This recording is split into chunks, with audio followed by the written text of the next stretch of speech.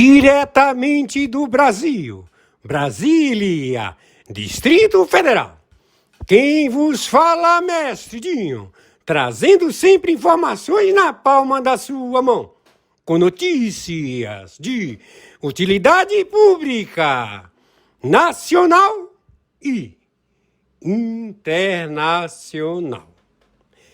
O mestre Dinho, eu quero aqui, antes de iniciar esta live, eu quero falar sobre o Pix do juiz Oscar Aníbal Chapan. Pix, Oscar Aníbal Chapan, @gmail.com. Repito, Oscar Aníbal Chapan, @gmail.com. Está na descrição desse vídeo. Muito bom dia, quem está falando é o senhor Oscar Aníbal Chapano, dia 1º de janeiro de 2026. Estamos solicitando a captura no planeta Terra, Europol, Interpol, Mossad, 60 agências de inteligência. Alexandre de Moraes e Daniele Barsi se encontram em Dubai. Estamos pedindo às autoridades de Dubai imediatamente a prisão de Alexandre de Moraes e Daniele Barsi sejam levados aos Estados Unidos. Eles têm que ser extraditados para os Estados Unidos. Eles são perigosos, são terroristas, narcotraficantes, líder do Comando da Capital, do Cartel dos Soles. Ele é o presidente do Brasil, da estrutura de governo do Brasil, Alexandre de Moraes. Então, estamos solicitando às autoridades de Dubai que transfiram ele imediatamente para a CIA em Tampa. Alexandre de Moraes está preso internacionalmente. Quem está determinando a sua prisão é o Supremo Tribunal de Justiça, a Corte de Justiça de Haia, o Supremo Tribunal Mundial, o Tribunal Penal Internacional, o Tribunal Internacional do Brooklyn. Estamos determinando a prisão de Alexandre de Moraes e Daniele Barsi e seus filhos. Todos eles fugiram para Dubai. Pedimos às autoridades de Dubai que, por favor, determinem a detenção e estamos determinando a prisão de Alexandre de Moraes, que fugiu para Dubai com Daniele Barsi e seus filhos. Estamos dizendo para o Emir de Dubai que o Fundo Soberano de Dubai ele se encontra com observação por ter conta de Alexandre de Moraes em Dubai. Então, nós vamos interditar o Fundo Soberano de Dubai. Então, estamos pedindo às autoridades de Dubai que prendam imediatamente Alexandre de Moraes, Daniele Barsi e seus filhos, que eles estão com pedido de prisão da DEA, da Interpol, do FBI, da CIA, do Mossad, da Europol. Ele é procurado internacionalmente. Ele é o líder do Comando da Capital, do Cartel dos Soles no Brasil, do Cartel de Sinaloa no Brasil. Este indivíduo, ele é perigoso. Ele se encontra em Dubai com a mulher Daniele Barsi e os filhos. Todos são uma mesma quadrilha, uma organização Orcrim familiar, Orcrim familiar. Alexandre de Moraes.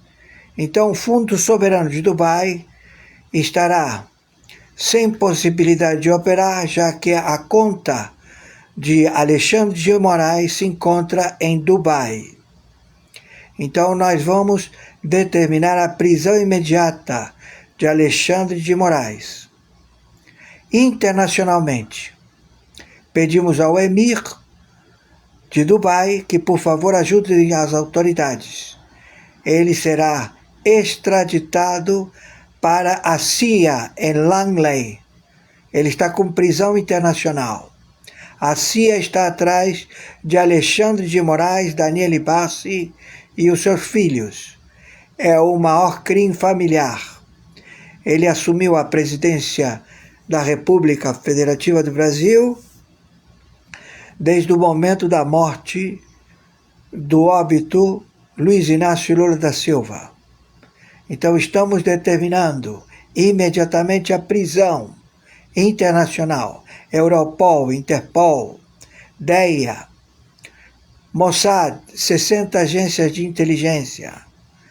Todos estão com o propósito de prisão imediata de Alexandre de Moraes, Daniele Bassi e os seus filhos. Alexandre de Moraes é um sequestrador terrorista que sequestrou várias pessoas, alegando e se utilizando do seu cargo de funcionário público. Ele é um narcoterrorista internacional procurado. Se encontra em Dubai hoje, dia 1º de janeiro de 2026, hora 7 horas da manhã. Por favor, viralizem isto o máximo possível. Conforme determinação, meu Pix é meu e-mail, oscaranibaltiapano@gmail.com. Meu Pix é meu CPF, 510-466-44734.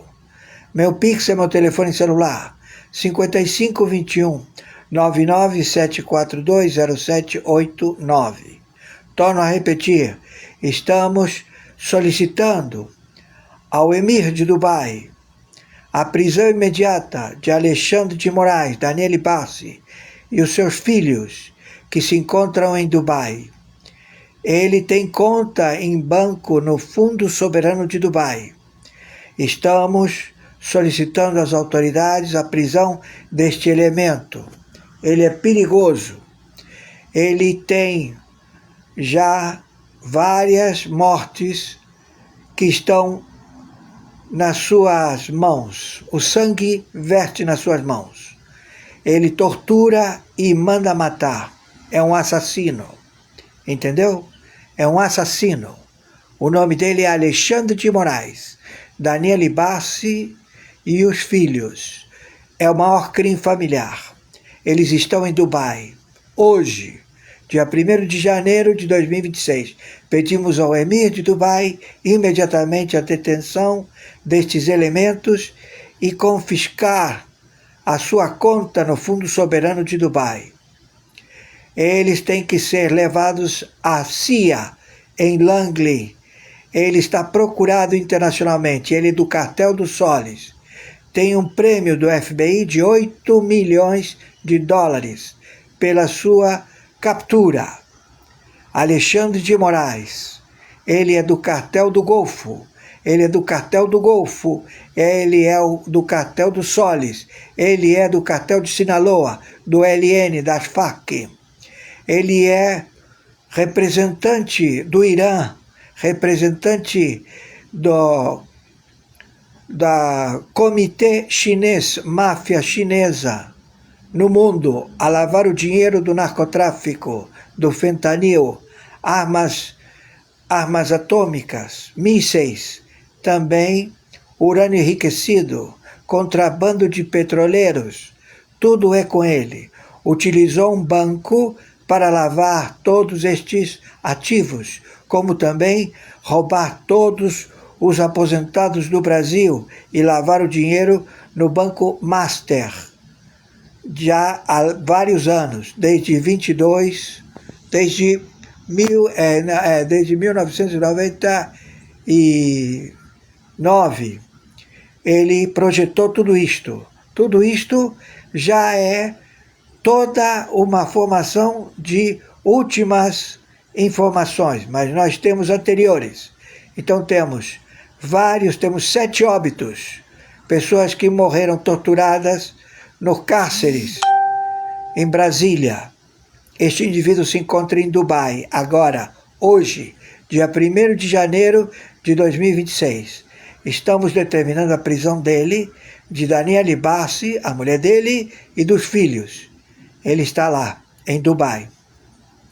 Por favor, determinamos imediatamente a solicitação ao Emir de Dubai. Senhor Emir de Dubai, ele tem dinheiro colocado no Fundo Soberano de Dubai. Estou pedindo, por favor, ao senhor, às autoridades, que determinem a prisão desta OCRIM familiar e os entregue à CIA. A determinação é entregar à CIA de Langley. Ele é um elemento perigoso. Ele está foragido e estamos já com a captura dele. Maiores informações entraremos em contato. Por favor, viralizem isto o máximo possível. Feliz 2026 a todos. Alexandre de Moraes está em Dubai com a mulher e os filhos. Eles todos são adultos e são do maior crime familiar. Viralizem isto o mais rápido possível. Gratidão.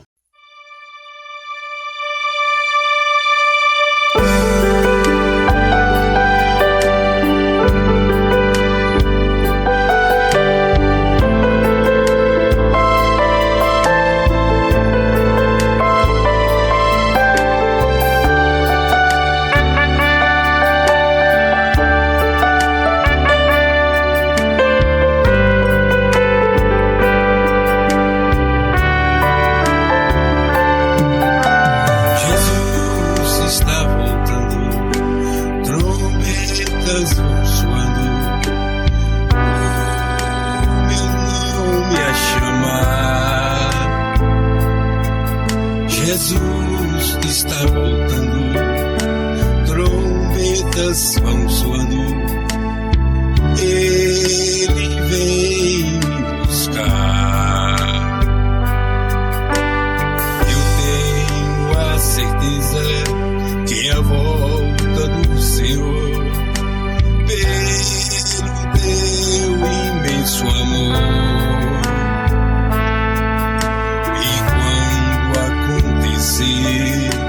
eu sei que irei morar no meu eterno lar. Jesus está voltando, trombetas vão soando, o meu nome a chamar. Jesus está voltando, trombetas vão soando, Ele vem me buscar. Meu Jesus está chamando, e quem pertence ao mundo, sem esperança vão chorando.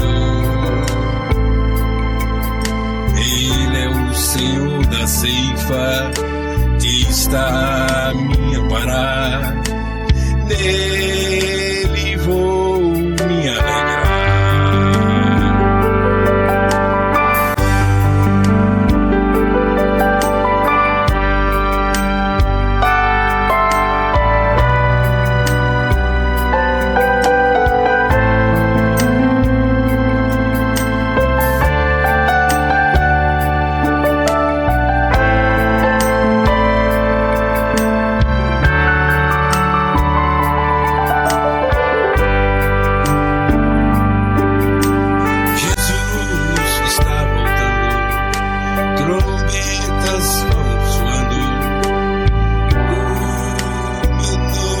Chamar. Jesus está voltando, trombetas vão soando, Ele vem me buscar. Breves são os trabalhos, meu Jesus está chamando, vou das bênçãos desfrutar.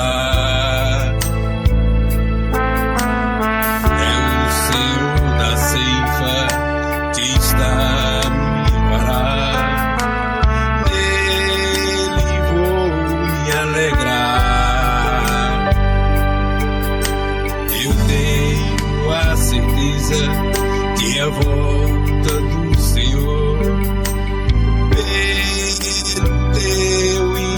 nosso amor. E quando acontecer, eu sei que irei morar no meu eterno lar. Jesus está voltando, trombetas vão soando, o meu nome a chamar. Jesus está voltando, trombetas vão soando, Ele vem me buscar.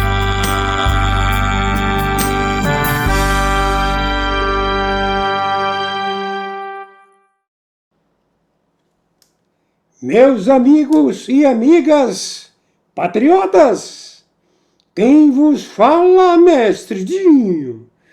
Hoje, dia 2 de janeiro do ano de 2026, nós acabamos de assistir a live do juiz Oscar Aníbal Chapon, bem como o Senhor da Ceifa, com o cantor e compositor gospel Edmundo Amado, conhecido como Mestre Dinho. Porém, entretanto, na sequência, vamos assistir às matérias, aquelas matérias que o juiz Oscar Aníbal Chapon envia todos os dias para o mestre Dinho. Vamos lá! Na sequência. Bem-vindos ao café mais transformador da história monetária moderna. Estamos sentados numa mesa virtual que se estende de Pequim a Moscou, de Brasília a Nova Delhi, observando o desmantelamento em tempo real do maior sistema de controle financeiro já criado pela humanidade. Não se trata de mais uma crise monetária cíclica ou ajustes cambiais regionais. Estamos testemunhando o fim definitivo da era Bretton Woods e o nascimento de uma arquitetura financeira global verdadeiramente multipolar que enterrará para sempre a hegemonia do dólar americano. Enquanto saboreio este café etíope encorpado, com notas complexas que evocam as antigas rotas comerciais que conectavam civilizações sem intermediação imperial, uma verdade histórica ecoa pelos corredores dos bancos centrais globais. Os BRICS não estão apenas criando alternativas ao sistema dólar, estão executando a mais sofisticada operação de engenharia financeira da história para substituir completamente a matrix monetária que permitiu aos Estados Unidos viverem acima de suas possibilidades durante 80 anos. O que vocês estão prestes a descobrir transcende análises econômicas convencionais. É a anatomia completa de como 40 países, representando mais da metade da humanidade, estão coordenando uma revolução monetária silenciosa que tornará o dólar americano tão irrelevante para o comércio global quanto o marco alemão ou a libra esterlina se tornaram após seus respectivos colapsos imperiais. Esta não é teoria econômica. É realidade geopolítica se desenvolvendo diante de nossos olhos através de moedas digitais de bancos centrais, sistemas de pagamento alternativos e acordos comerciais bilaterais que dispensam completamente a intermediação americana. A pergunta que paira sobre nossa mesa geopolítica vai muito além de questões sobre reservas monetárias ou taxas de câmbio. Estaremos assistindo apenas a uma diversificação natural do sistema monetário internacional ou ao colapso controlado do maior esquema de extração de riqueza já implementado na história humana? A resposta determinará se os Estados Unidos conseguirão manter relevância econômica global ou se transformarão numa economia regional forçada a equilibrar suas contas como qualquer outro país normal. Para compreender a magnitude desta revolução monetária, precisamos primeiro examinar como o sistema dólar foi construído e por que sua destruição representa uma ameaça existencial ao poder imperial americano que vai muito além de considerações puramente econômicas. O sistema não emergiu naturalmente dos mercados. foi arquitetura política cuidadosamente construída através de acordos forçados que permitiram aos Estados Unidos monetizar sua hegemonia militar em vantagens econômicas permanentes. A Conferência de Bretton Woods, em 1944, estabeleceu o dólar como única moeda conversível em ouro, forçando todas as outras nações a acumularem dólares para participarem do comércio internacional. Este arranjo inicial ainda mantinha pretensões de legitimidade porque estava baseado em lastro dourado e superioridade econômica americana real. Estados Unidos controlavam 50% da produção industrial global e 80% das reservas de ouro mundiais. A genialidade diabólica do sistema apareceu quando Nixon, unilateralmente, quebrou o lastro em ouro em 1971, transformando o dólar numa moeda puramente fiduciária, sem qualquer fundamento material, além da promessa americana de aceitação futura. Qualquer outro país que fizesse algo similar enfrentaria colapso monetário imediato, mas Estados Unidos conseguiram manter privilégio exorbitante através de uma combinação de poder militar, chantagem política e controle sobre instituições internacionais.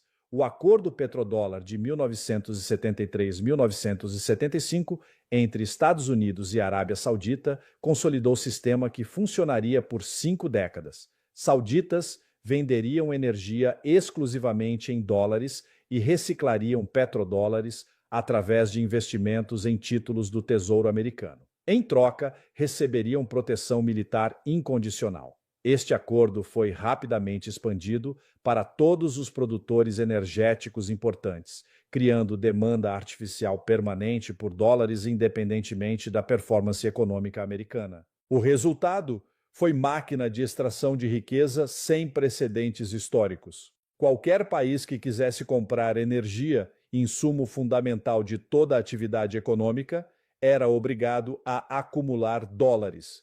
Para obter dólares, precisavam vender bens e serviços reais aos americanos em troca de papéis impressos pelo Federal Reserve. Isso permitiu aos Estados Unidos importarem trilhões em produtos manufaturados, commodities e serviços, pagando com moeda que custava praticamente nada para produzir. A beleza perversa do sistema era sua autossustentação através de círculos viciosos que puniam tentativas de escape. Países que questionavam a hegemonia do dólar enfrentavam mudanças de regime. Saddam Hussein anunciou vendas de petróleo em euros e foi invadido. Muammar Gaddafi propôs dinar ouro africano e foi bombardeado pela OTAN. A mensagem para outros líderes mundiais era cristalina: desafiar sistema dólar resulta em destruição física dos desafiantes. O controle sobre SWIFT, sistema de mensageria bancária que processa 80% das transações financeiras internacionais, oferecia a arma ainda mais letal. Estados Unidos podiam cortar qualquer país do sistema financeiro global através de sanções unilaterais, forçando escolhas entre acesso a mercados americanos ou manutenção de relações com países targeted. Esta chantagem financeira funcionou durante décadas porque não existiam alternativas viáveis, mas sistemas baseados em coerção e exploração contêm contradições internas que eventualmente geram resistência. As primeiras rachaduras sérias apareceram após a crise financeira de 2008, quando países perceberam brutalmente sua vulnerabilidade a decisões tomadas em Wall Street sem qualquer consideração por consequências globais. Nações que nunca haviam investido em hipotecas subprime americanas sofreram recessões porque mantinham reservas em dólares e títulos americanos. A lição foi traumática, mas transformadora. Dependência do sistema financeiro americano significava subordinação econômica permanente a decisões que priorizavam interesses americanos sobre estabilidade global. Esta realização catalítica motivou busca por alternativas que inicialmente eram defensivas, mas gradualmente evoluíram para estratégias ofensivas de substituição sistêmica. China liderou esta transformação através de investimentos massivos em infraestrutura financeira alternativa que começou modestamente, mas ganhou momentum exponencial conforme outros países perceberam benefícios de diversificação. O sistema CIPS, Cross-Border Interbank Payment System, chinês, iniciou operações em 2015, processando transações em yuans entre bancos globais sem intermediação americana. Simultaneamente, Rússia desenvolveu SPFS, Sistema de Transferência de Mensagens Financeiras, como alternativa direta ao SWIFT após primeiras sanctions relacionadas à Crimeia em 2014. Sistema inicialmente limitado, expandiu rapidamente para incluir bancos de dezenas de países interessados em reduzir vulnerabilidades à chantagem financeira americana. Irã criou CEPAM, Sistema Eletrônico de Pagamentos, que permite transações internacionais mesmo sob sanctions massivas. Venezuela desenvolveu o sistema Petro baseado em cryptocurrency, que contorna bloqueios financeiros tradicionais. Índia estabeleceu sistema de pagamentos em rúpias para comércio bilateral com parceiros que enfrentam restrictions americanas. Cada um destes sistemas, individualmente, representava irritação gerenciável do ponto de vista americano. Coletivamente, começaram a criar rede global de infraestruturas financeiras que permitiam comércio internacional sem exposição a controle americano. Esta rede se tornou particularmente atrativa após sanctions explosivas contra a Rússia em 2022, que demonstraram para observadores neutros vulnerabilidades extremas de dependência exclusiva de sistemas controlados por Washington. A coordenação crescente entre BRICS Plus acelerou o desenvolvimento de alternativas sistêmicas que transcendem simples sistemas de pagamento para incluir moedas digitais de bancos centrais, acordos de swap cambial, mecanismos de compensação multilateral e instituições financeiras completamente independentes de controle ocidental. Yuan digital chinês representa avanço mais revolucionário porque oferece capacidades que sistema dólar tradicional não consegue igualar. Transações processadas instantaneamente sem intermediários bancários, custos marginais próximos de zero, programabilidade que permite contratos inteligentes automatizados e rastreabilidade completa que elimina lavagem de dinheiro e evasão fiscal. Mais importante, Yuan digital opera independentemente de qualquer infraestrutura controlada pelos Estados Unidos. Comerciantes brasileiros podem vender soja diretamente para importadores chineses, recebendo pagamento em Yuan digital, que se converte automaticamente para reais através de acordos entre bancos centrais. Nenhum ponto da transação passa por sistemas americanos ou requer aprovação de Washington. Rublo digital russo oferece capacidades similares otimizadas para comércio energético e de commodities. Países compradores de energia russa podem pagar através de rublos digitais que se liquidam instantaneamente sem exposição a sanctions ou controles americanos. Esta capacidade se tornou crucial após tentativas ocidentais de confiscar reservas russas demonstraram riscos de manter ativos em jurisdições hostis. Real digital brasileiro está sendo desenvolvido para facilitar comércio regional latino-americano sem dependência de clearing americano. Argentina, Uruguai e outros vizinhos exploram integração de sistemas de pagamento regionais que dispensariam dólares para transações entre países que tradicionalmente comercializam através de Nova York. Rúpia digital indiana permite New Delhi manter comércio com Irã, Rússia e outros partners sancionados pelos Estados Unidos sem violar tecnicamente restrictions americanas, porque transações não passam por território ou sistemas americanos. Esta capacidade oferece autonomia política que dependência exclusiva do dólar havia eliminado. A coordenação entre estas moedas digitais através de protocolos de interoperabilidade está criando infraestrutura monetária global paralela que conecta mais da metade da economia mundial sem intermediação americana. Banco Central do Brasil pode transferir reais diretamente para Banco Popular da China, que converte para yuans e credita importadores chineses. Tudo em questão de segundos sem dólares ou bancos americanos. Esta capacidade técnica é complementada por dimensão política através da expansão dos BRICS Plus, que oferece legitimidade institucional e coordenação estratégica para desdolarização sistêmica. Novos membros: Arábia Saudita, Irã, Emirados Árabes Unidos, Argentina, Egito e Etiópia agregam controle sobre recursos energéticos, posições geográficas estratégicas e mercados regionais fundamentais.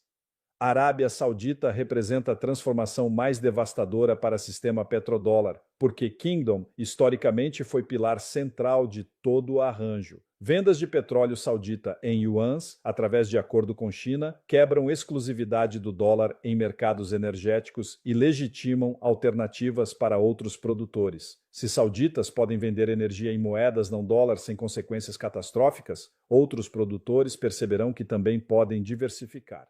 Irã oferece demonstração de que countries podem manter comércio internacional substancial, mesmo sob sanctions máximas americanas, através de sistemas de pagamento alternativos, trocas diretas e arrangements bilaterais criativos. Sucesso iraniano em contornar restrictions inspira outros countries que enfrentam pressões americanas. Emirados Árabes Unidos servem como hub financeiro regional que conecta sistemas asiáticos com mercados africanos e latino-americanos. Dubai já processa transações substanciais em yuans, rublos e outras moedas não dólar, oferecendo infraestrutura que facilita a desdolarização gradual sem disruptions dramáticas. A Argentina traz maior economia latino-americana após Brasil para a esfera dos BRICS+, criando massa crítica regional que pode justificar desenvolvimento de sistemas de pagamento especificamente designed para necessidades sul-americanas. Integration Argentina acelera prospects para a União Monetária Regional baseada em moedas nacionais. Egito controla Canal de Suez, um dos choke points comerciais mais importantes do planeta, e pode facilitar comércio em moedas alternativas between Europa e Ásia. Cooperation egípcia com BRICS+ oferece legitimidade regional que atrai outros countries árabes e africanos interessados em diversification. Etiópia representa a África Oriental e oferece conexões terrestres que complementam routes marítimas controladas por other BRICS+ members. Integration Etíope demonstra commitment dos BRICS+ com o development africano através de partnerships que respectam sovereignty em vez de impor conditionalities coloniais. Coletivamente, BRICS+ expandidos controlam aproximadamente 40% da produção global de petróleo, 50% das reservas de gás natural, 70% das terras raras críticas para tecnologias modernas e mercados que representam mais de 45% da população mundial. Esta concentration oferece foundation material para sistema monetário alternativo que pode funcionar independently de approval americana. O novo Banco de Desenvolvimento dos BRICS já financia projetos de infraestrutura usando mix de moedas nacionais em vez de dólares exclusively. Empréstimos denominados em yuans, reais, rúpias e rublos eliminam exposure cambial para borrowers e reduzem dependência de markets controlados por financial institutions ocidentais. Arranjo contingente de reservas oferece liquidity assistance in case of crisis sem necessity de programs de austerity imposed pelo FMI. Countries podem access emergency financing através de swap arrangements bilateral que preserve policy autonomy e avoid humiliating conditionalities tradicionalmente associated com bailouts ocidentais. Asian Infrastructure Investment Bank, liderado pela China, financia connectivity projects que integrate Eurasian economies através de land routes que bypass maritime choke points controlados pela Marinha Americana. Railroad connections entre China e Europa via Central Asia reduzem dependência de ocean shipping vulnerable a naval blockades. Belt and Road Initiative conecta 150 countries através de infrastructure projects majoritariamente financiados em yuans chineses. Construction companies chinesas, material suppliers e equipment manufacturers são paid in local currencies or yuans, creating demand para Chinese currency sem require dólares para intermediate transactions. Energy partnerships entre Russia e Asian consumers, increasingly denominados em rublos, yuans ou outras moedas nacionais. Power of Siberia Pipeline delivers Russian gas para China com payments processed through bilateral systems que avoid Western financial infrastructure entirely. oil sales between Iran e various buyers, utilize barter arrangements, gold payments ou local currency swaps que circumvent sanctions enquanto maintain profitable trade relationships. Iranian success demonstra viability de alternatives mesmo under maximum pressure americano. Commodity trading entre BRICS Plus members increasingly conducted através de direct bilateral arrangements que eliminate need para dollar intermediation. Brazil sells iron ore para China em yuans. Russia supplies fertilizer para India em rupias. South Africa exports platinum para China em yuans. Central bank cooperation através de currency swap agreements provides liquidity para bilateral trade without requiring dollar reserves como backing. Banco Central do Brasil maintains yuan liquidity através de swap agreement com People's Bank of China, facilitating direct trade settlement. Commercial banking integration allows businesses access cross-border payments em local currencies através de correspondent banking arrangements entre BRICS Plus financial institutions. Chinese banks operating no Brazil can facilitate yuan payments. Russian banks no India process ruble transactions. Capital markets development includes bond issuances denominados em BRICS Plus currencies, equity investments através de local exchanges e venture capital funding para startups que servem regional markets rather than dollar-denominated global markets. Insurance and logistics services increasingly provided through BRICS Plus companies que accept payments in local currencies e offer coverage para trade routes que may face political restrictions from Western providers. Technology transfer increasingly happens através de BRICS Plus frameworks que allow countries access advanced capabilities sem exposure para technology restrictions imposed por US authorities. Chinese electric vehicle technology transferred para Brazilian manufacturers, Russian nuclear technology shared com Indian facilities. Educational cooperation através de BRICS Plus universities creates scientific e business communities que conduct research, training e knowledge exchange primarily in local languages, usando local currencies para funding e operations. Cultural cooperation creates media, entertainment and publishing industries que serve BRICS Plus audiences sem dependency on Western content distributors ou dollar-denominated revenue streams. Space cooperation entre BRICS Plus countries desenvolve satellite capabilities, launch services e ground stations que operate independently the US space infrastructure e enable communications, navigation e Earth observation services for participating countries. Agricultural cooperation includes seed development, farming techniques e food processing technologies que increase food security através de BRICS Plus partnerships rather than dependence on Western agricultural multinationals. Healthcare cooperation desenvolve pharmaceutical capabilities, medical equipment manufacturing and research capacities que reduce dependence on Western medical supply chains during health emergencies or political tensions. Military cooperation limited but growing através de joint exercises, equipment sales e technology sharing agreements que provide alternative sources para defense capabilities traditionally supplied exclusively através de Western vendors. A response americana para esta transformation reveals desperation the empire que recognizes existential threat para its economic foundations. Threats de secondary sanctions against countries que participate in alternative payment systems demonstrate awareness que dollar dominance cannot be maintained through market mechanisms alone. Attempts para weaponize SWIFT more extensively risk accelerating exodus para alternative systems because demonstrated unreliability destroys confidence necessary para international currency acceptance. If dollar payments podem be suspended arbitrarily, para political reasons, rational actors seek alternatives que offer greater predictability. Military threats against countries que challenge dollar hegemony become less credible como alternative systems provide security através de diversification e mutual support. Attack on individual BRICS Plus member would trigger coordinated response from entire alliance que commands significant conventional and nuclear capabilities.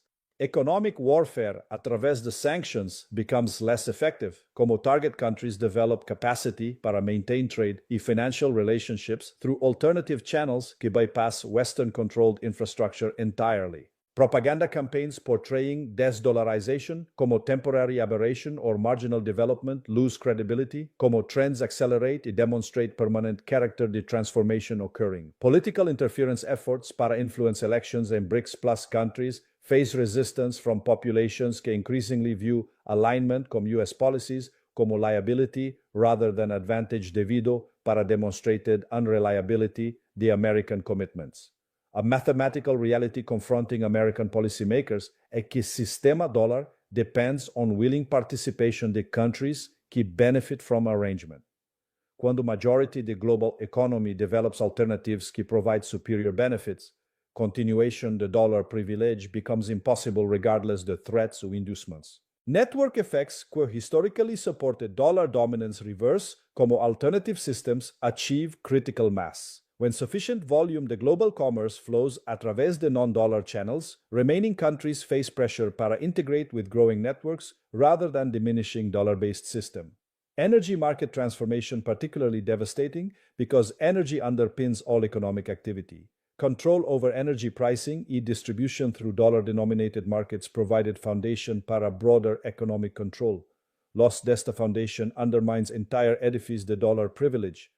Technology market changes similarly fundamental because modern economy depends on digital infrastructure, advanced manufacturing and knowledge services, increasingly dominated por BRICS Plus providers que operate através de non-dollar payment systems. Demographic trends favor BRICS Plus countries que possess younger populations, higher growth rates e expanding middle classes com growing consumption power. Dollar markets represent aging, slower growing economies com declining relative importance para global commerce. Cultural influence shifts, como Asian entertainment, education e information sources compete successfully com Western products in global markets. Soft power advantages que historically supported dollar acceptance diminish como alternative cultural models gain attractiveness. Environmental considerations provide additional impetus para de-dollarization como BRICS Plus countries lead development de renewable energy, sustainable agriculture e clean technology industries que serve growing global demand através de non-dollar trade relationships.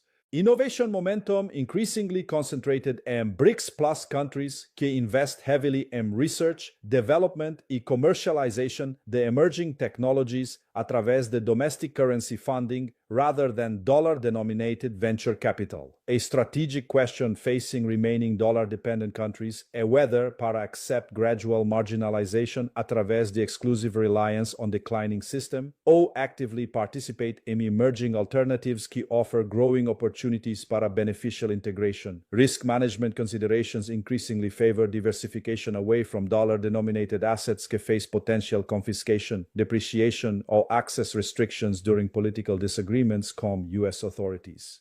Economic opportunity costs de maintaining exclusive dollar relationships rise como BRICS Plus countries offer preferential terms para partners que integrate with their payment systems e accept their currencies para trade settlement.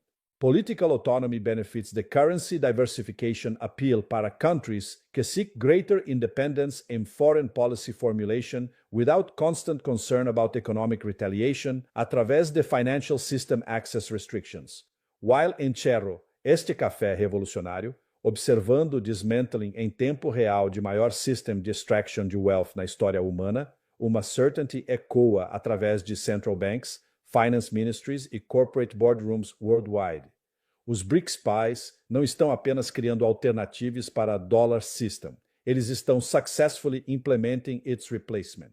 A grande questão que permanece não é whether the dollarization will continue, it é accelerating because serve genuine interests de majority da humanidade que beneficia from reduced dependency on system designed para extract wealth from rest do world para sustain American consumption. A questão é whether transition will be relatively peaceful, como United States gradually accepting novo equilibrium como normal country forçada para balance its accounts, ou whether empire will attempt para destroy global economic system antes de accept fim de seu exorbitante privilege. BRICS Plus countries already escolheram cooperation over coercion, mutual benefit over extraction e monetary sovereignty over subordination para declining hegemon. O future já está being built através de digital currencies, alternative payment systems e bilateral trade agreements que dispense dollar intermediation. Resta apenas decidir whether United States will have wisdom para adapt para new reality ou courage para drag mundo inteiro into chaos before accepting que era of monetary exploitation chegou ao fim.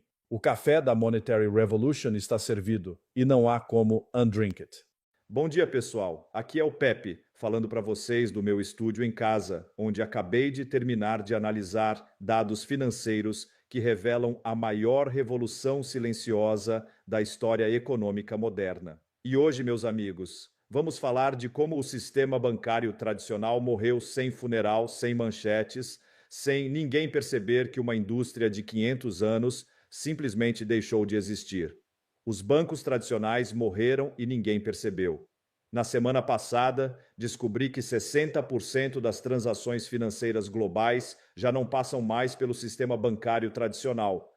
PIX, cripto, CBDCs, transferências instantâneas, o dinheiro mudou completamente de lugar e os bancos se tornaram dinossauros esperando o asteroide final. Vocês sabem o que significa quando mais da metade do dinheiro do mundo circula sem passar por bancos? Significa que estamos testemunhando o fim da profissão mais poderosa da história humana. Banqueiros se tornaram irrelevantes para o funcionamento do dinheiro. É como se médicos se tornassem irrelevantes para curar doenças. O assunto de hoje é o obituário da banca tradicional. Como uma indústria que controlou o planeta por 5 séculos, foi substituída por algoritmos, aplicativos e sistemas instantâneos que tornaram bancos tão obsoletos quanto máquinas de escrever. Não estamos falando de evolução gradual, estamos falando de extinção em massa. Mas a pergunta que fica é esta: será que os próprios banqueiros compreenderam que se tornaram intermediários desnecessários num mundo de transações diretas? Será que Wall Street percebeu que sua função principal, mover dinheiro de um lugar para outro, foi automatizada e descentralizada? Para entender como os bancos morreram sem ninguém notar, precisamos começar pela revolução que aconteceu debaixo do nosso nariz, o PIX brasileiro. Em 3 anos, o PIX eliminou quase completamente o uso de bancos para transações do dia a dia no Brasil.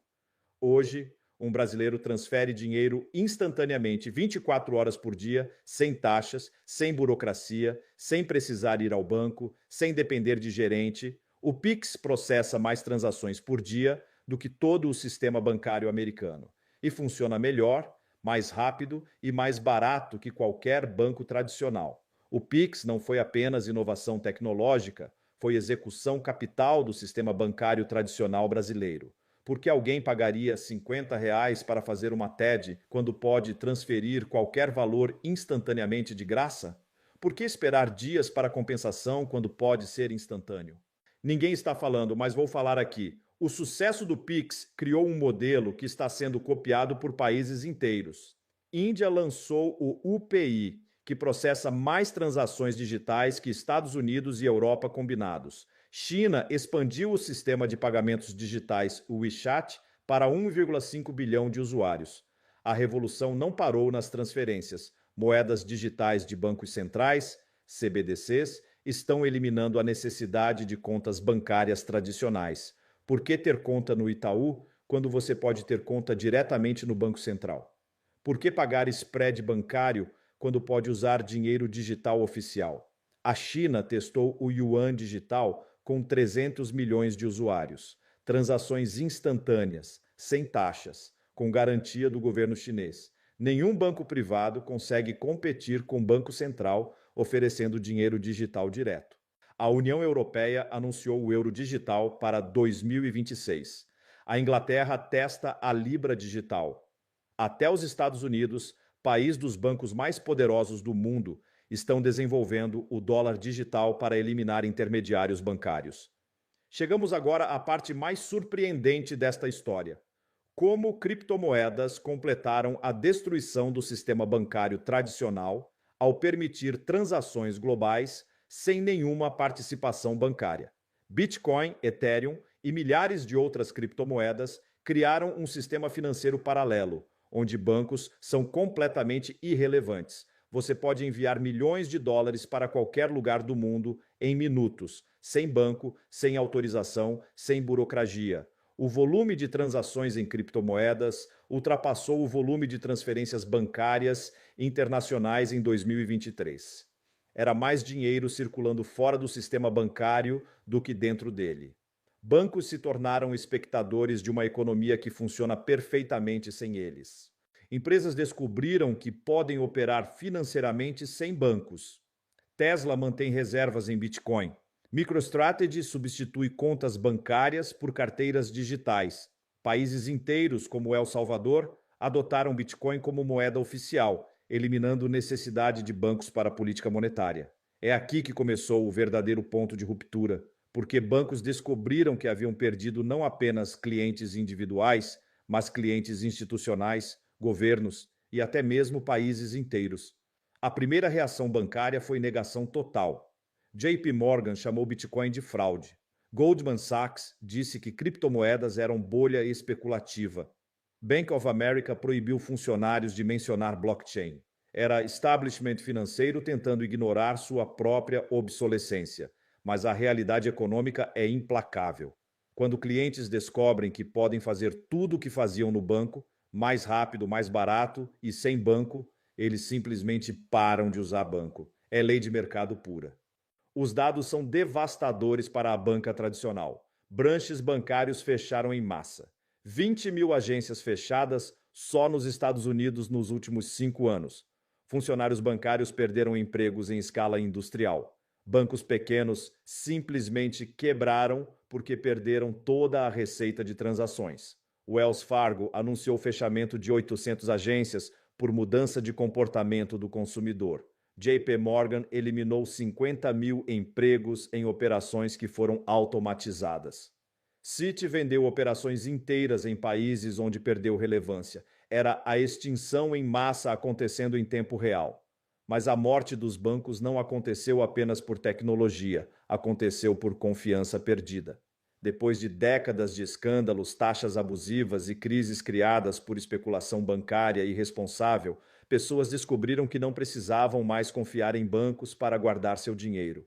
Por que confiar em banco que pode quebrar quando você pode guardar dinheiro em carteira digital garantida por matemática em vez de promessas? Por que aceitar juros negativos quando pode ter rendimento em staking de criptomoedas? Por que pagar taxas quando alternativas são gratuitas? A pandemia acelerou exponencialmente a extinção bancária. Lockdowns forçaram pessoas a descobrir serviços financeiros digitais. Quem aprendeu a fazer tudo pelo celular nunca mais voltou para filas de banco. Era darwinismo econômico acelerado. O golpe final veio dos próprios governos. Bancos centrais descobriram que podiam oferecer todos os serviços bancários essenciais diretamente para cidadãos, sem precisar de bancos privados como intermediários. Por que um governo pagaria spreads bancários quando pode oferecer dinheiro digital diretamente? Por que manter um sistema de intermediários caros quando pode eliminar intermediários completamente? A resposta foi óbvia: não há razão. E assim governos inteiros começaram a cortar bancos privados de suas operações financeiras essenciais. O resultado foi uma indústria bancária que perdeu sua razão de existir. Guardar dinheiro foi substituído por carteiras digitais. Transferir dinheiro foi substituído por sistemas instantâneos. Emprestar dinheiro foi substituído por protocolos DeFi que operam automaticamente. Investimentos foram substituídos por plataformas que conectam investidores diretamente a oportunidades. Seguros foram tokenizados. Financiamentos foram descentralizados. Todas as funções bancárias tradicionais foram replicadas por sistemas que funcionam melhor sem bancos. O sistema financeiro descobriu que bancos eram apenas intermediários caros entre pessoas e dinheiro. Quando intermediários se tornam desnecessários, eles desaparecem. É evolução econômica natural. Os poucos bancos que sobreviveram fizeram isso se transformando em empresas de tecnologia que, por acaso, têm licença bancária. Nubank, Inter, bancos digitais que eliminaram quase todas as características de bancos tradicionais. Mas mesmo esses bancos digitais descobriram que competiam não com outros bancos, mas com sistemas que eliminavam completamente a necessidade de qualquer tipo de banco. A ironia final: bancos que sobreviveram fizeram isso oferecendo serviços que não eram bancários: consultoria, tecnologia, gestão de ativos digitais. Atividades que qualquer empresa pode fazer sem precisar ser banco. O sistema bancário tradicional se transformou numa indústria de serviços auxiliares para uma economia que funciona principalmente sem bancos. Então, meus amigos, chegamos ao fim desta análise que mudará a forma como vocês veem o futuro do dinheiro. A extinção dos bancos não foi catástrofe, foi evolução. O sistema financeiro se tornou mais eficiente, mais barato e mais acessível, eliminando intermediários desnecessários. Vocês sabem o que aconteceu com todas as indústrias da história que se tornaram intermediários desnecessários entre consumidores e produtos? Vocês sabem qual foi o destino de todas as profissões que foram substituídas por automação e descentralização? A história está repleta de indústrias poderosas que se julgavam eternas porque controlavam aspectos essenciais da vida humana. Todas descobriram que nenhuma indústria é mais poderosa que a inovação tecnológica quando essa inovação oferece alternativas melhores. A pergunta que fica é esta: quanto tempo demora para uma economia se reorganizar completamente quando seus intermediários financeiros se tornam obsoletos?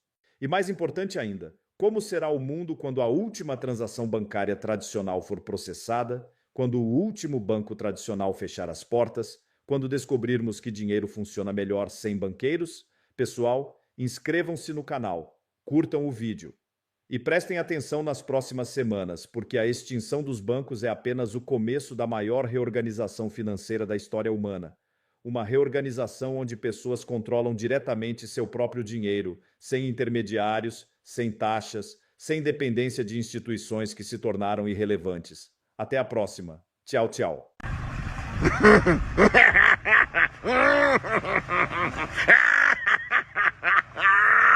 E você achando que ia ficar rico? Olha quem ganhou!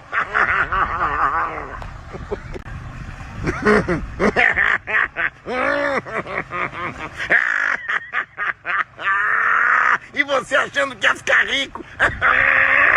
Olha quem ganhou!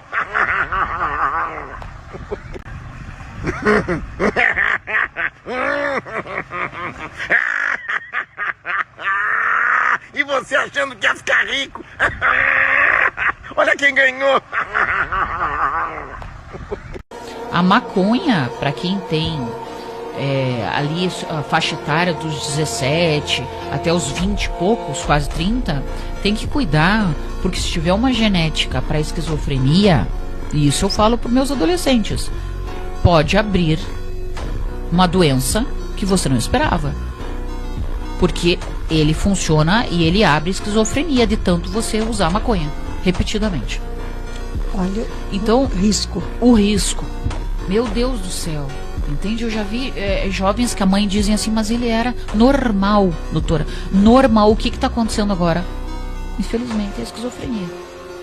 Esquizofrenia é uma patologia psiquiátrica que não tem cura, tem tratamento, a pessoa fica bem, mas não tem cura. E ela alucina. Então ela tem alucinações auditivas, alucinações visuais, ela tem pensamentos paranoicos, ela muda o perfil. Ela muda o perfil. Ou seja, uma pessoa que perdeu o freio, ok? Não tem mais controle sobre ela. Ela não vive mais no mundo lógico, ela vive no mundo psicótico, que não é o nosso. Perdeu o freio. Então, é isso que eu falo para os adolescentes. Vocês já imaginaram que pode acontecer isso com vocês? Simplesmente vocês não serem mais quem vocês são hoje? E quando os fogos brilharem no céu, na noite do dia 31, estará encerrado um ano histórico no Brasil. MEC não compra todos os livros didáticos para 2026. Sob Lula, Correios acumulam prejuízo de 6 bilhões de reais em 2025. Governo Lula sobe previsão de rombo em 2025 para 34 bilhões de reais. Lula bate recorde com a Lei Rouanet ao autorizar 16,8 bilhões de reais. Rombo nas estatais atinge 6,35 bilhões de reais e chega próximo ao recorde. Correios lidera um déficit. 6 indícios de que o governo Lula agiu para proteger entidades aliadas no escândalo do INSS.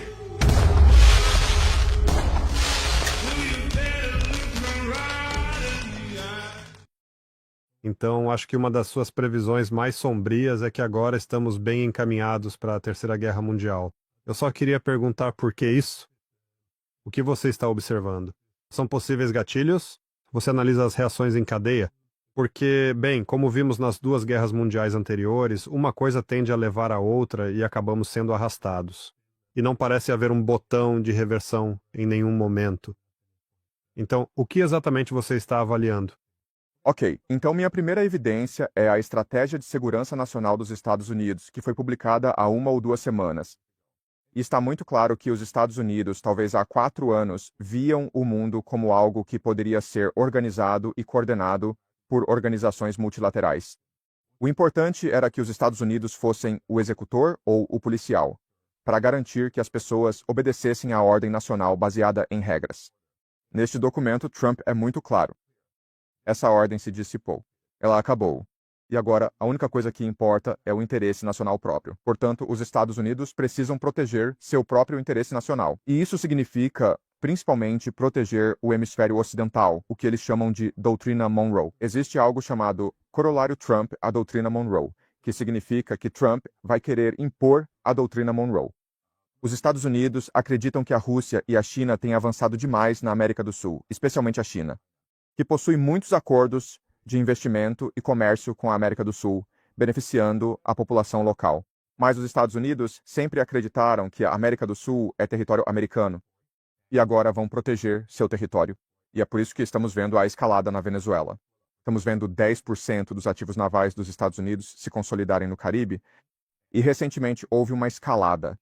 Basicamente, as forças americanas roubaram um petroleiro venezuelano e o desviaram para Houston, Texas. Assim, ao impor a doutrina Monroe, os Estados Unidos entrarão em conflito com toda a América do Sul. Porque quando os Estados Unidos ameaçam a Venezuela, o Brasil, a Colômbia e o México, todos esses países veem sua soberania sendo violada. Essa é uma das evidências. A segunda evidência é, obviamente, o que está acontecendo entre a Rússia e a Ucrânia. Esta guerra entre a Rússia e a Ucrânia está essencialmente terminada. A Rússia está avançando no campo de batalha. O moral na Ucrânia entrou em colapso. Cerca de 100 mil soldados ucranianos desertaram. Milhões fugiram para o exterior. Portanto, a Ucrânia não tem mão de obra, nem recursos, nem força de vontade para continuar essa luta. Ao mesmo tempo, os europeus insistem que os ucranianos continuem lutando. Então, há conversas entre os europeus sobre confiscar, roubar aqueles 210 bilhões de euros que possuem em ativos russos e entregá-los diretamente à Ucrânia. Eles desistiram dessa ideia porque entenderam que seria suicida. E agora eles estão prestes a dar à Ucrânia 100 a 100 bilhões de euros em empréstimos sem juros para continuar esta guerra. E o motivo disso é que a Europa precisa entrar nessa guerra em algum momento. E tem medo de que, se houver um tratado de paz, então a Rússia vai conseguir consolidar seus ganhos e depois usar os recursos ucranianos para desafiar a supremacia europeia. Então esse é o segundo grande fronte. Depois, é claro, o que estamos vendo no Oriente Médio é uma escalada contínua entre Israel e Irã. Houve um tratado de paz assinado entre Israel e diferentes partes, Hamas e Hezbollah. Parece que Israel não tem nenhum compromisso com esses tratados. Parece que Israel está planejando atacar o Hezbollah e, nas próximas 2 semanas, o tratado de paz com o Hamas não vai se sustentar porque o Hamas não vai concordar em entregar todas as suas armas, pois se fizer isso será eliminado, será aniquilado por esses proxies israelenses. Então o Oriente Médio só vai se inflamar ainda mais. Sabe, houve um tiroteio no EUA com um físico nuclear e depois a tragédia em Bonny Beach, Sydney, Austrália, onde 16 pessoas morreram. Israel culpa o Irã sem evidências. Eles têm esses agentes do Mossad que voaram para a Austrália para participar da investigação. E podemos suspeitar que, eles vão culpar o Irã de alguma forma pelo que aconteceu. Então, em todo o mundo, estamos vendo o potencial para grandes conflitos em 2026. Bem, parece que uma das principais coisas que estão mudando, como você também sugeriu, é a mudança de toda a ordem mundial. Mas geralmente uma nova ordem mundial só se consolidaria depois de uma guerra mundial. Ou seja, se você tem uma grande distribuição de poder, muitas vezes há pouca capacidade do sistema internacional de se reformar. Normalmente precisamos de uma grande guerra e então um novo status quo pode ser consolidado em acordos, mas este parece ser um momento tão crítico porque toda a ordem mundial após a Guerra Fria, novamente, foi baseada em hegemonia, dominação e agora, claro, essa distribuição de poder acabou. É uma distribuição multipolar de poder. Então é praticamente impossível fazer uma transição pacífica, porque a velha ordem que era baseada na primazia do Sé terceiro agora precisa encontrar todo um novo sistema de equilíbrio de poder. Quero dizer, isso muda absolutamente tudo. As regras do jogo mudam, se, como você sugeriu.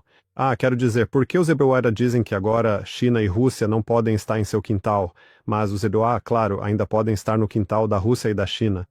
Então não há regras aceitáveis. As instituições vão mudar. A segurança, bem, quero dizer, deveria ainda ser baseada apenas na dissuasão e na dominação? Se agora existem muitos centros de poder, isso realmente não faz sentido.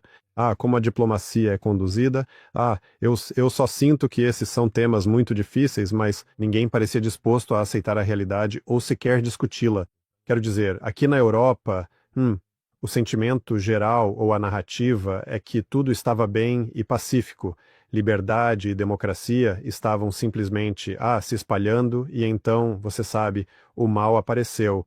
E geralmente isso precisa ser personificado por Putin ou Xi Jinping, e isso precisa ser confrontado, deve ser destruído, e então a paz pode retornar. Quero dizer, essa é uma maneira muito infantil de dizer que querem a hegemonia de volta, e acho que digo infantil porque não há estratégia em relação ao que querem alcançar, como podem alcançar, os meios necessários.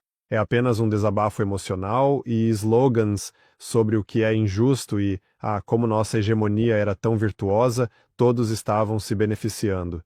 Mas você vê isso como um problema, a incapacidade dos nossos líderes políticos atuais de lidar com o momento crítico em que estamos e porque precisamos essencialmente encontrar um novo status quo, ou é a incapacidade de abrir mão da hegemonia. É só que as regras estão mudando? Quero dizer, como podemos explicar isso? Sim, concordo completamente com a avaliação.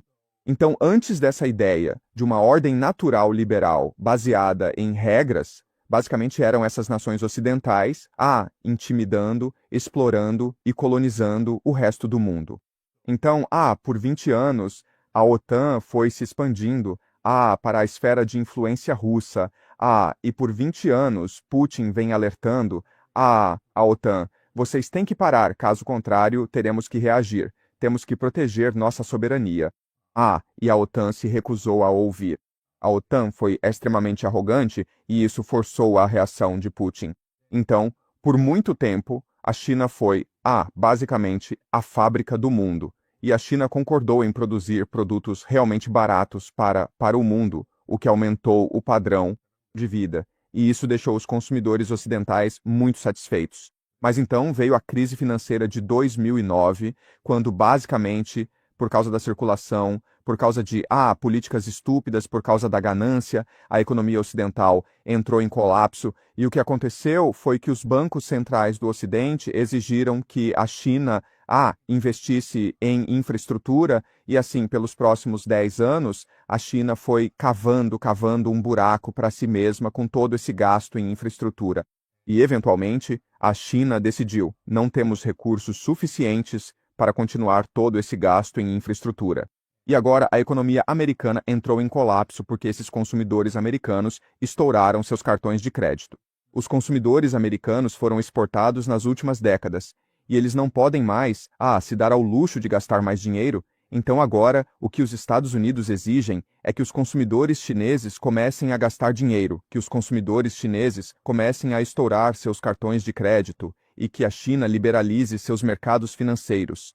E a China diz: nós não vamos abrir mão da nossa soberania. Nem se pode discutir isso. Quero dizer, se você ouvir os políticos europeus e seus estenógrafos na mídia, é só, bem, você sabe, nós temos liberdade e democracia e a Rússia quer império. E é só isso. É simplesmente o velho e bom confronto entre o bem e o mal. Quero dizer, é realmente extraordinário. Mas você vê alguma continuidade histórica em outros níveis? Olha, quero dizer, nos últimos anos, a Grã-Bretanha tem sido a principal responsável por guerras consecutivas ao redor do mundo. Se você voltar à Primeira Guerra Mundial, uma das grandes injustiças daquela guerra foi que a Alemanha foi forçada a aceitar toda a culpa por causar a guerra. Quando, na verdade, pode-se argumentar que a Grã-Bretanha teve mais a ver com a causa da Primeira Guerra Mundial do que a Alemanha. E o motivo disso é que a Grã-Bretanha adota uma ideia chamada de tese de Mackinder-Hartland. E a ideia é que a Grã-Bretanha é um país pequeno, com pouca mão de obra, mas controla os mares. Portanto, para manter sua hegemonia, ela precisa criar o máximo possível de caos e conflito dentro do continente euroasiático. Porque se uma grande potência surgisse no continente euroasiático, fosse ela a França, o Império Otomano, a Alemanha ou a Rússia, então unificaria o continente euroasiático por meio de ferrovias e isso anularia o comércio marítimo. E assim, a Grã-Bretanha entraria em colapso econômico, militar e demográfico. Portanto, nos últimos 200 anos, a Grã-Bretanha tem causado o máximo de caos possível em todo o continente euroasiático. Então, se você voltar às guerras napoleônicas, quando os patrocinadores da Grã-Bretanha financiaram 7 grandes guerras contra a França, Napoleão basicamente havia conquistado o continente na Batalha de Austerlitz. Áustria e Rússia foram subitamente derrotadas, mas a Grã-Bretanha continuava atuando nos bastidores, financiando guerras. Porque a Grã-Bretanha não podia permitir que a França consolidasse a Europa e criasse um sistema continental, que era o que Napoleão queria. Então você avança para a Alemanha na mesma situação. Então, a Grã-Bretanha não pode permitir que qualquer potência surja na Eurásia. E hoje, os Estados Unidos adotam o mesmo conceito, onde, como você disse, há um paralelo entre o que aconteceu antes da Primeira Guerra Mundial, entre a Grã-Bretanha e a Alemanha, e agora entre a China e os Estados Unidos, onde a China é uma superpotência manufatureira e precisa de todos esses recursos da América do Sul. A América do Sul tem algo chamado Triângulo do Lítio: Chile, Argentina e Bolívia. E isso representa cerca de 50% do lítio do mundo, que é crucial para veículos elétricos, para IA, para o futuro, basicamente. E por isso a China tem investido pesadamente na América do Sul, construindo estradas, construindo infraestrutura. Há esse megaporto que está sendo construído no Peru para facilitar o comércio. E a América do Sul tem sido muito receptiva e acolhedora em relação ao investimento chinês. Mas os Estados Unidos não podem permitir que a China continue a crescer. E é por isso que os Estados Unidos vão usar seu poder naval para interromper o comércio global. Então, vimos tropas americanas embarcando neste petroleiro venezuelano, mas, sabe, também há este navio chinês indo para o Irã e ele também foi abordado. Então, isso é simplesmente pirataria descarada. Os Estados Unidos, nos últimos 50 anos, dizem que vão defender o comércio global, e agora os Estados Unidos, para defender seu império, para enfraquecer a China e a Rússia, estão basicamente recorrendo à pirataria global. O que é interessante sobre o final da Primeira Guerra Mundial, porém, é que todo historiador, bem, mais ou menos todo historiador, reconhece que o Tratado de Versalhes, estabelecido ao final da guerra, nos colocou em um caminho para uma Segunda Guerra Mundial, porque não criou um lugar sustentável para a Alemanha e a nova Europa. No entanto, se você disser que a Alemanha foi provocada a iniciar a Segunda Guerra Mundial, então você é um simpatizante nazista. Então é muito estranho porque, sabe, é mais ou menos a mesma coisa. Mas eu acho que isso fala sobre a mentalidade de que se você reconhece algo, se você admite, então você está legitimando aquilo. Parece que estamos um pouco de volta àquele momento agora, porque essa invasão russa não poderia ser mais provocada. Isso foi provocado de todas as formas, mas e você pode facilmente provar isso, mas não pode dizer, porque aí você estaria legitimando a invasão e, claro, você precisa ser cancelado imediatamente. Mas eu achei interessante o comentário sobre o coração da Eurásia. Como você disse, isso deriva em certa medida do sistema napoleônico, quando eles queriam consolidar a Europa, cortar os britânicos como potência marítima, e então isso os destruiria. Então, isso meio que convenceu os britânicos de que era preciso manter as potências europeias divididas. Claro, há 120 anos isso se tornou uma teoria mais coesa em termos de Mackinder. Mas no século XIX, os britânicos estavam lutando contra a Rússia como um potencial hegemon da Eurásia, e no século XX, Os estrategistas de segurança americanos também se referiram à teoria do Heartland porque viam, sim, eles também viam a si mesmos como a potência marítima contra o poder terrestre russo. Mas hoje, no entanto, a Eurásia não é hegemônica. E enquanto o objetivo no passado era principalmente separar os russos dos alemães, sabe, sempre empurrando-os para a Ásia, é por isso que nós fizemos a Guerra da Crimeia contra os russos também, em meados do século XIX. Mas agora, quando você empurra a Rússia para a Ásia, isso não a empurra para um beco sem saída econômico, isso a empurra diretamente para os braços da maior potência industrial e tecnológica do mundo atualmente, que é a China, pelo menos uma das duas. Então, é um cenário muito diferente. Então, como você avalia essa nova Eurásia? Quero dizer, não se deve superestimar a capacidade deles de harmonizar seus interesses e trabalhar de forma coesa, mas há uma certa comunalidade, sim. Os russos, os chineses, os indianos, quero dizer, os iranianos, muitos deles têm interesses concorrentes, mas nenhum deles quer mais ser dominado por uma potência marítima. Então, como você vê isso impactando, ou isso impacta esse caminho para a Terceira Guerra Mundial? Sim, exatamente. Você sabe, a tese de Mackinder-Rubin é algo ao qual tanto o Império Americano quanto o Império Britânico aderem, e o que está acontecendo é que, por causa da agressão americana, por causa desse sistema, esse sistema financeiro em que o dólar americano é a moeda de reserva mundial, o que dá aos Estados Unidos um privilégio exorbitante, ou seja, eles podem imprimir até 30 trilhões de dólares sem precisar sofrer nenhuma consequência, e o resto do mundo absorveu essa dívida. Isso está levando os países do BRICS e o Irã a se aproximarem cada vez mais. Então, o grande pesadelo para o Império Anglo-Americano é uma aliança entre Rússia, Irã e China, e claro que a Índia também vai acabar entrando nessa aliança em algum momento, porque isso beneficia a Índia. E isso cria o sistema continental de comércio euroasiático, certo? E o Irã é a chave, porque o Irã é o pivô, é o centro do mundo. Todas essas alianças comerciais passam pelo Irã.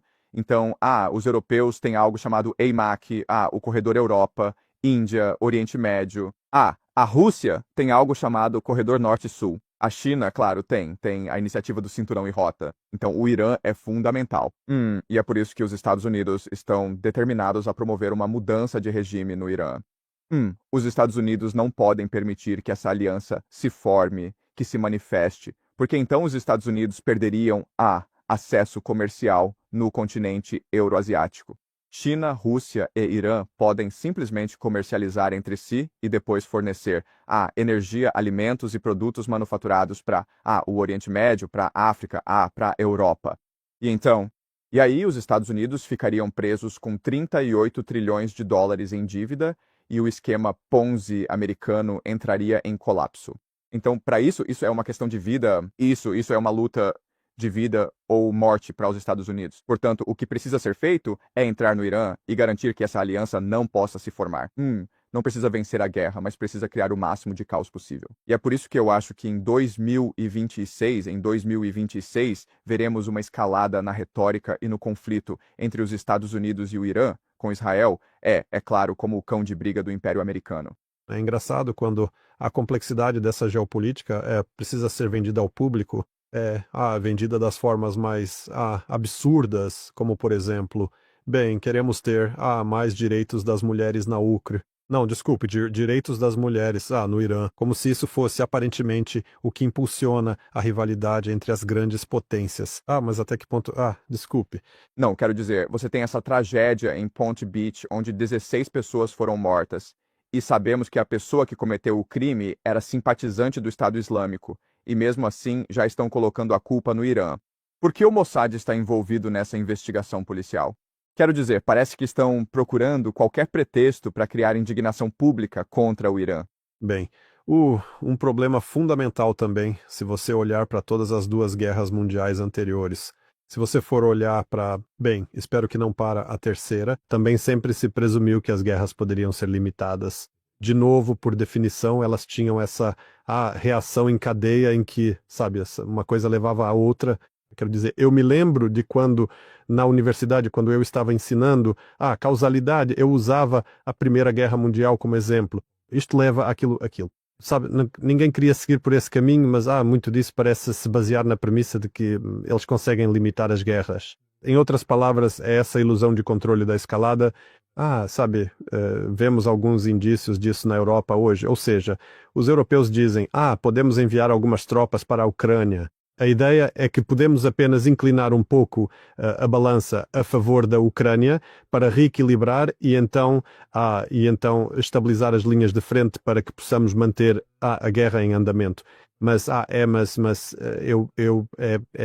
parece uma ilusão o fato de que eles vão conseguir controlar isso e de alguma forma que as respostas russas à entrada dos europeus no campo de batalha e então vamos apenas conter a guerra à Ucrânia e à Rússia. Sabe, a Europa talvez não devesse fazer parte dessa guerra apenas enviando tropas e armas e, sabe, definindo alvos, mas como você vê isso num contexto histórico mais amplo e no que estamos vendo no mundo hoje? Eu sei que essa é uma pergunta muito complexa e largo... Olha, sim, quer dizer, mas é um padrão comum na história, onde todas as guerras começam como guerras limitadas, onde uma das partes está tentando alcançar certos objetivos estratégicos e sempre se transforma em uma guerra em grande escala, além do controle de qualquer pessoa. Existe a ideia de escalada de missão, então pense no Vietnã, onde a princípio os Estados Unidos estavam apenas enviando alguns conselheiros ou instrutores para o Vietnã para fortalecer o regime do Vietnã do Sul, e eventualmente isso escalou a tal ponto que, você sabe, todo o exército americano estava envolvido em uma guerra em grande escala no Vietnã. Então acho que um dos principais pontos de tensão que devemos observar é a Venezuela, certo? Porque Trump é muito claro, Trump está dizendo que, você sabe, eu não vou declarar guerra, isso é apenas uma operação para destruir cartéis de drogas, porque Maduro, ele é um chefão do tráfico, e nós vamos garantir que estamos tentando salvar o maior número possível de vidas americanas. Ok, então isso é só a retórica para o público. Todos nós sabemos que a Venezuela tem as maiores reservas comprovadas de petróleo do mundo e Trump está tentando fazer da Venezuela um vassalo econômico, certo? Então você pensaria que essa guerra seria limitada à Venezuela e aos Estados Unidos, mas ela tem potencial para escalar rapidamente porque Cuba e Nicarágua estariam na próxima lista de alvos depois da Venezuela. Se você é o Brasil, pensaria que o verdadeiro alvo é você, porque antes da guerra comercial entre a China e os Estados Unidos forneciam soja para a China. A China importa 1/3 de seus alimentos e costumava obter a maior parte de sua soja dos agricultores americanos. E por causa da guerra comercial, a China começou a importar soja do Brasil. E, desde então, a relação econômica entre o Brasil e a China só melhorou de forma dramática. E então a China agora é o maior parceiro comercial do Brasil. E isso é verdade para todos os países da América do Sul. Então, se você é um país sul-americano, antes de tudo, você fica indignado com o fato de que Trump está tentando promover uma mudança de regime na Venezuela. Você não gosta dos Yankees. Você tem esse longo histórico em que a CIA planeja golpes no seu país, matando milhões de pessoas. Você também quer manter boas relações comerciais com a China, porque a China realmente faz investimentos reais no seu país. Eles constroem estradas, constroem boa infraestrutura, eles contribuem para o sustento dos seus cidadãos comuns e os Estados Unidos querem tirar isso de você. Então, essa guerra pode escalar a um ponto em que, ok, talvez haja tropas americanas em solo venezuelano, mas o Brasil e outras nações enviam tropas secretamente para reforçar o regime venezuelano, porque sabem que, se a Venezuela cair, todos eles caem juntos. Meus amigos, a China, Xi Jinping faz uma retaliação à aproximação de Lula com Donald Trump e começa a aplicar tarifas imensas. Por exemplo, contra a carne, ou sobre a carne brasileira. Essa matéria está na Folha de São Paulo. China aplicará tarifas de 55% à carne brasileira, diz o Ministério. Parabéns, Lula! Eu havia dito isso. Gente, o patrocinador da volta do Lula, um dos, é a China. Mourão! Se a China, se o Lula sair do colo do Xi Jinping, sair do colo da China e for para o colo dos Estados Unidos, do governo Trump que já começa a virar descrédito, inclusive, internamente entre os republicanos, em toda parte do mundo também. Começa a virar um governo fanfarrão. Eu disse, olha, vamos esperar um pouco, não vamos ficar já dizendo isso e aquilo de Trump e tal, mas o Trump está se revelando um fanfarrão. Mas isso eu vou falar em outro momento. Eu vou fazer um vídeo reverberando, repercutindo o que um general reformado do exército americano, aliado de Trump desde a primeira hora, antes mesmo de vencer o primeiro mandato, ele perguntou a queima-roupa na semana passada: você representa o povo ou você é parte do sistema?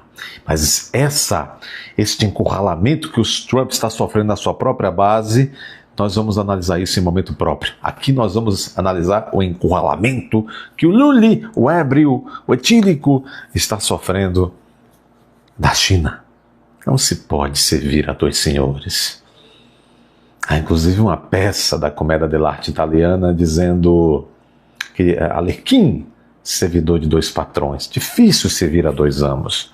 E agora Lully já começa a receber as chainadas. China aplicará tarifas de 55% sobre a carne brasileira. É muita coisa. Já estava chorando com os 40% do Trump, 55% da carne brasileira. O mercado chinês, mercado grande para a carne brasileira. Isso aqui significa muito. Medida passa a valer em 1º de janeiro e incidirá sobre excesso de importação que será controlada por cotas. Aplicação. Bom, vamos lá. O Ministério do Comércio da China anunciou nesta quarta-feira que, a partir de 1º de janeiro, adicionará tarifas de 55% sobre importações de carne bovina do Brasil. Até novembro, o Brasil exportou cerca de 1,4 milhão de toneladas de carne para a China, que é o principal comprador da carne brasileira. Que coisa! Parabéns, Lully! Está fazendo muitas amizades. É assim que é bom. Bom, nessa segunda parte do vídeo, ainda Banco Master. Tutu está insistindo tanto nesse assunto. Não sou eu, não. Toda a grande mídia está reverberando isso. Isto vai explodir, ainda mesmo já agora, e não vai parar. O ano vai virar e o assunto vai continuar em janeiro inteiro. Tentaram pressionar o Banco Central, o Banco Central mandou tudo que tem contra o Banco Master para o Ministério Público Federal. E agora já vaza que há escândalos maiores ainda do que a tentativa de tratativa com o BRB. Investigação sobre fundos do Master deixa ainda mais gente nervosa na elite, diz aqui na Folha de São Paulo Vinícius Torres Freire. Polícia Federal e Ministério Público investigam andanças suspeitas de dinheiros. Sanções contra Moraes também. Bom, vamos aqui. Há muita gente nervosa desde a prisão de Daniel Borgaro e da liquidação do banco dele, o Master. A gente nervosa por vários motivos, alguns ainda pouco claros. A gente nervosa porque Polícia Federal e Ministério Público Federal já investigam faz cerca de um mês outro tipo de operação do Banco Master, também sob suspeita. De acordo com investigadores, o banco fazia empréstimos para empresas, arroz com feijão, nos conformes, emprestado. O dinheiro emprestado, uma vez emprestado, o dinheiro parecia ter um destino interessante. Estacionava em certos fundos. Daí servia para comprar papéis que não valiam aquilo tudo em outros fundos. Para quem começa a analisar a coisa, lembra até certas operações com a gestora de fundos RIAG, alvo da Operação Carbono Oculto. Dizem que a RIAG é metida com o PCC. Os diretores do trânsito desse dinheiro estão nervosos. Que passa? Por que está nervoso, senhor? Tranquilo. A gente nervosa por causa do conflito que envolve Moraes, sua esposa.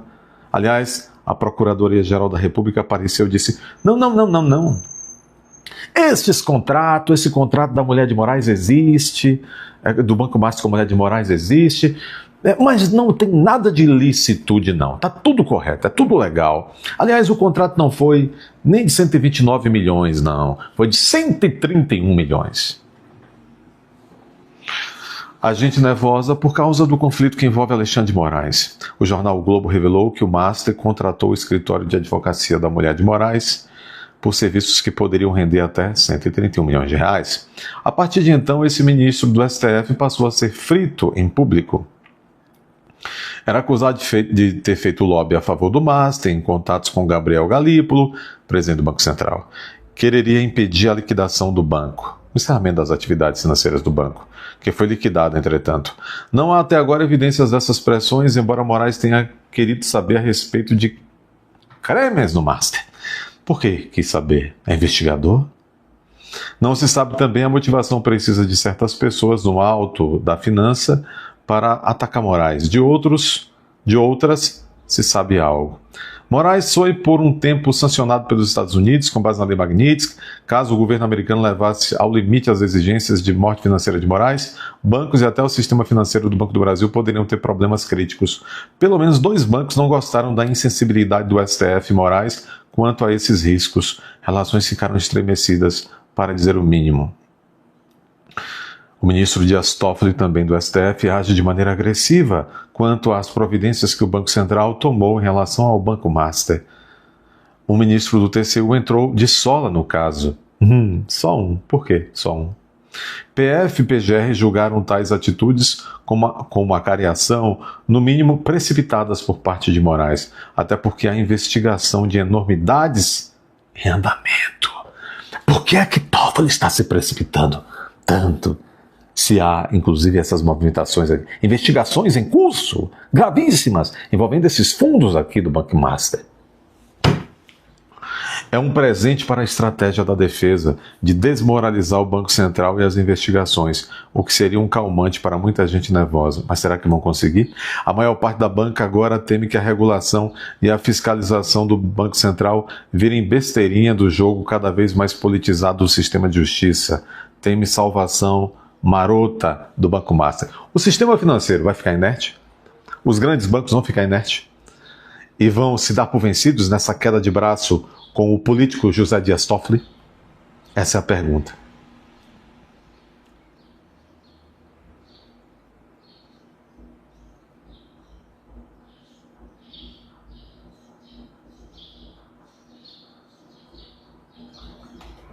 Essa é a pergunta. Tem muita coisa acontecendo. Muita coisa acontecendo. Dê seu like, inscreva-se, corra, verifique a sua inscrição. Agora estão retirando as inscrições de vocês o tempo inteiro. Não estou de brincadeira. Confira a sua inscrição todos os dias, inclusive agora, e reinscreva-se se retiraram suas inscrições. Coisa, né? Terrível. Como é que você se inscreveu porque você quis se inscrever, aí vai à plataforma e retira a sua inscrição? Que coisa, não é? Está a serviço de quem? Bom, comente, deixe seu like, clique aí na tecla hypar para esse vídeo e ainda mais pessoas. Nem sempre a tecla hypar aparece, mas se aparecer, você sempre clica para esse vídeo ir para mais pessoas. Bom, compartilhe. A setinha de compartilhar agora está próxima da aba Seja Membro. É preciso que você deixe comentários, mas comentários tranquilos. Não fique exaltado nos comentários. É preciso que você agora já comece o ano inscrito como membro do canal. Vá até a aba Seja Membro, clique, veja como funciona. Convido você a se tornar membro deste canal.